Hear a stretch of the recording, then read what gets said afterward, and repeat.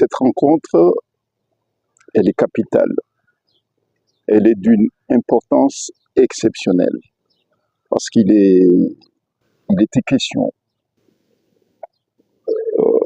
de tenir cette conférence pour dire non à l'impunité des crimes politiques commis par Azali Assoumani aux Comores de 2016 jusqu'en 2024. Azali est seul et unique responsable de 40 crimes politiques commis en toute impunité.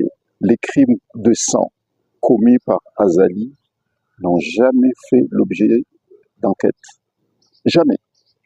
Le dernier crime commis par Azali et ses hommes est celui du 14 septembre dernier. Il s'agit d'un jeune militaire de 22 ans, connu par sa vulnérabilité psychologique, suivi médicalement par des psychologues, et ça tout le monde le sait, et notamment les militaires, puisque lui-même il est militaire.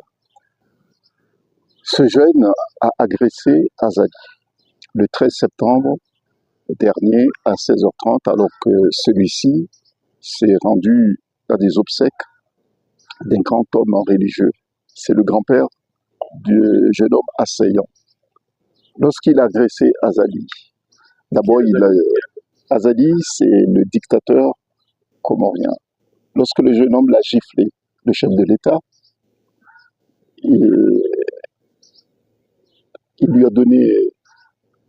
il a semé un coup de couteau sur son visage.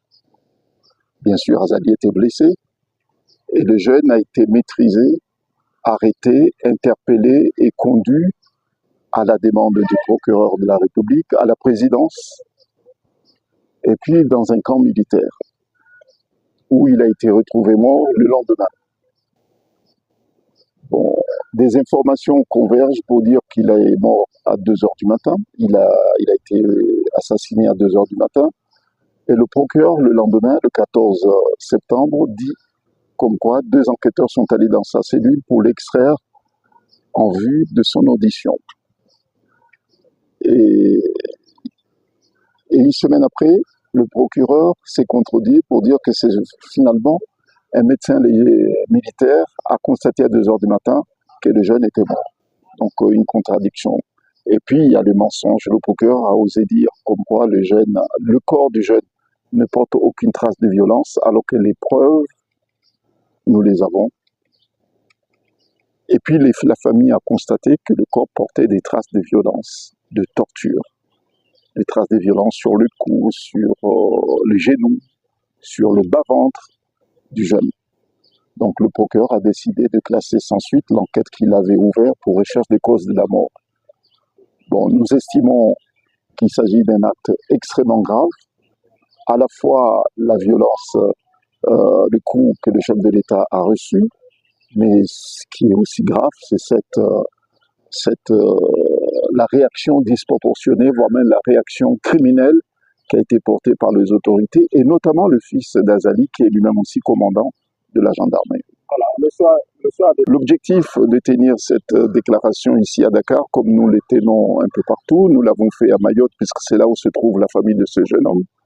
Nous les tenons à Paris également, nous les tenons ici à Dakar, puisque nous envisageons sérieusement de saisir la juridiction du Sénégal en vertu de la compétence universelle du Sénégal tirée de la Convention de New York sur la torture. Et nous le ferons aussi dans d'autres pays africains. Nous envisageons d'aller en Afrique du Sud pour déposer plainte également en Afrique du Sud en vertu de cette convention qui prévoit et punit toute forme de torture, notamment celle qui est exercée par les tenants des pouvoirs. Bon, Azali, semble-t-il, envisage, en tout cas souhaiterait venir ici demain pour commémorer à la commémoration des massacres commis ici au Sénégal, des tirailleurs. Bon, on va commémorer la mémoire des victimes de ce massacre. Est-ce que c'est le lieu approprié pour quelqu'un qui massacre son peuple? Bon, s'il veut venir, il viendra. Mais il aura l'accueil digne d'un dictateur. Bon, voilà.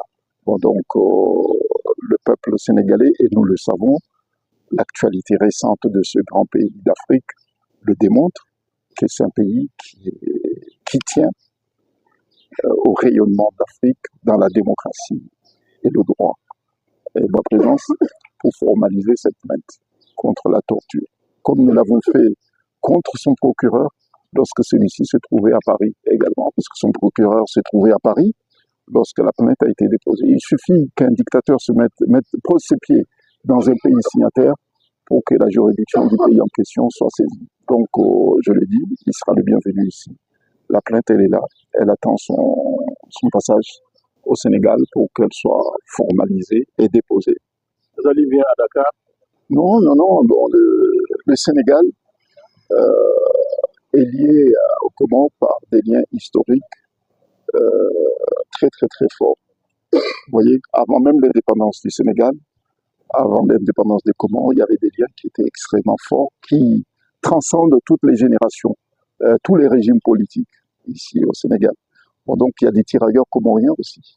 Bon, donc il est tout à fait normal que les Comores soient présents. Il est tout à fait normal que les Comores soient représentés dans le cadre d'une commémoration pareille.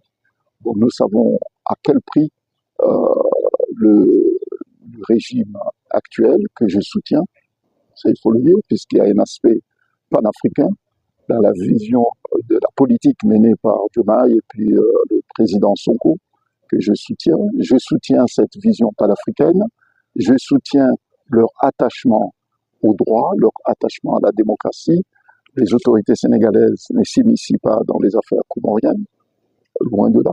Ça, c'est à nous les Comoriens de nous impliquer, de nous battre pour faire partir Azali. Ce n'est pas une affaire des dirigeants sénégalais qui sont mes amis et tout. Bon, donc, Azali, s'il est ici, il est ici dans le cadre des liens historiques qui lient le Sénégal et les Comores. C'est des liens qui transcendent, je le dis, puisque c'est important, qui transcendent les régimes, qui transcendent les hommes. Et c'est des liens extrêmement puissants. Je tiens quand même à le rappeler, c'est un fait historique que certains d'entre nous ne le savent peut-être pas. Le président sénégalais de l'époque, c'était Senghor, était le premier chef d'État africain à fouler ses pieds sur le sol comorien. Le docteur Pam Diagaba, je suis du laboratoire LITA de l'École supérieure polytechnique de l'Université Cheikh Anta Diop de Dakar. Donc, c'est juste pour dire que nos frères comoriens ne sont pas seuls. Donc, nous, on est là juste pour les soutenir, pour accompagner Maître Saïd Larifou ici, qui a vraiment porté ce combat, et on est derrière Maître Saïd Larifou pour le soutenir et pour l'accompagner. Vraiment, je vous remercie.